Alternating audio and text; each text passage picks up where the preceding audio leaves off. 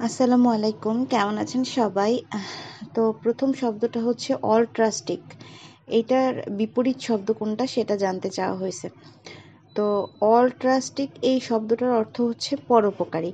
তো এইটার একটা বিপরীত শব্দ আমাদেরকে বের করতে বলা আছে। তো ইনিমিকাল প্রথম অপশনটা হচ্ছে, এটার অর্থ হচ্ছে শত্রু। তো এটা তাহলে হবে না। পরোপকারী, শত্রু। আচ্ছা, আমরা আরেকটু দেখি। তারপর সেলফ সেন্টার্ড হচ্ছে আত্মকেন্দ্রিক বা স্বার্থপর। হ্যাঁ, এই শব্দটা একদম মানে পুরোপুরি যায় এটার সাথে, বিপরীত শব্দতে। এটাই হচ্ছে উত্তর। তারপরে যে আরেকটা অপশন আছে আউটকাস্ট, এটার অর্থ হচ্ছে বহিষ্কৃত বা নির্বাসিত। তারপর হচ্ছে পেনারিয়াস, এটার অর্থ হচ্ছে ক্ষতিকর বা অভাবগ্রস্ত এরকম। তো বি হচ্ছে মানে সব থেকে উপযুক্ত উত্তর। তারপর হচ্ছে ডিক্রাই এর বিপরীত শব্দ কোনটি? হ্যাঁ, তো এই ডিক্রাই শব্দটার অর্থ হচ্ছে নিন্দা করা বা সমালোচনা করা। তো এটার বিপরীত অর্থ কোনটা এটা জানতে চাওয়া হয়েছে। এর এ অপশনটা এটার মানে দেয়া আছে হচ্ছে এক্সপ্যান্ড, এটার অর্থ বিস্তৃত করা বা হচ্ছে প্রসারিত। তারপরটা হচ্ছে ইনস্ট্রাক্ট, এটা হচ্ছে নির্দেশ বা শেখানো এরকম। তারপর হচ্ছে প্রেইজ, প্রশংসা করা। আর তারপরটা হচ্ছে কনসেনসাস, এটার অর্থটা হচ্ছে ঐক্যমত। তো সব থেকে উত্তর নিন্দা বা সমালোচনা করার সব থেকে বিপরীত শব্দ হচ্ছে প্রশংসা করা। তো সি হবে উত্তর। তারপরে হচ্ছে he is definitely blind to his fault.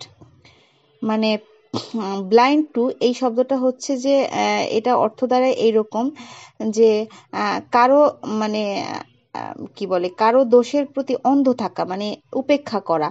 মানে সে অন্য একজন লোকের মানে যে ফল্টগুলো আছে, ভুলগুলো আছে, সেগুলো মানে সেগুলোর দিকে সে কোনো উপেক্ষাই করে না। সে মানে মানে সেগুলোর দিকে সে কোনো নজরই দেয় না। মানে সে একদম পুরোপুরি অন্ধ, সেগুলো সে দেখেই না এরকম। তারপরটা হচ্ছে a private secretary can not have authority over his boss. মানে এটার অর্থ দাঁড়াবে এরকম যে এই যে প্রাইভেট সেক্রেটারি, সে বসের মানে তার যে ক্ষমতা সেটা বসের উপর দিয়ে যায় না। তো এরকম যখন ব্যক্তির উপর দিয়ে, ব্যক্তির ক্ষমতার উপর থেকে ক্ষমতার প্রাধান্যকে বোঝাবে, তখন এরকম ওভার বসবে। হ্যাঁ, তারপর হচ্ছে a person who abandons his religious faith. হ্যাঁ, তো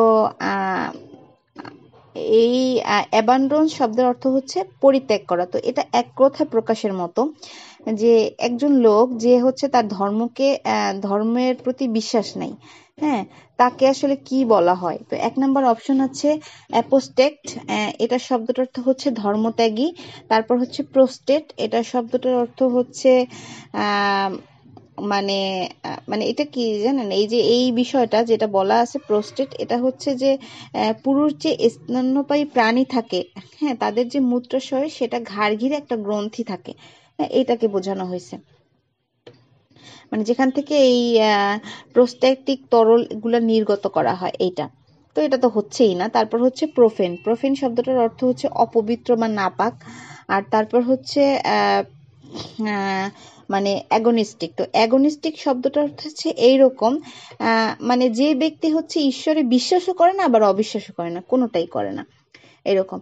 তো যে তার ধর্মকে পরিত্যাগ করেছে, মানে ধর্মের বিশ্বাসকে পরিত্যাগ করেছে, তাকে বলা হয় হচ্ছে ধর্মত্যাগী। তাহলে প্রথম উত্তরটাই হবে হচ্ছে অ্যাপোস্টেট। তো আশা করছি সবার ভালো লেগেছে। সবাই ভালো থাকবেন। আল্লাহ হাফিজ।